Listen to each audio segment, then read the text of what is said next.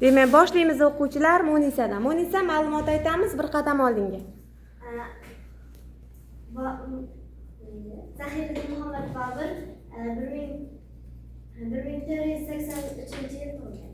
Xo'p, bitta qoraga. U Boburnoma kitobini yozgan. Asarini yozgan. Uning ikkita divanlari bor.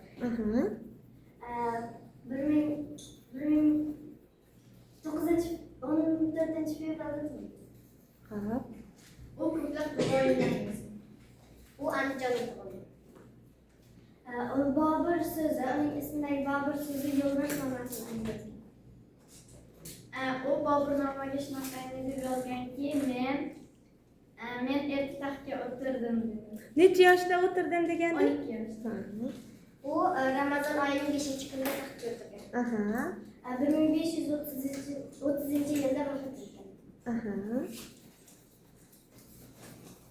Uning otasi Farg'onaning hokimi. U Angrada vafot etgan. To'g'ri. Keyinchalik Kobulga o'tkazilgan. Nimasi o'tkazilgan? Boyagisi. Hokim qabri o'tkazilgan, vasiyatiga ko'ra. U Samarqandni egallagan.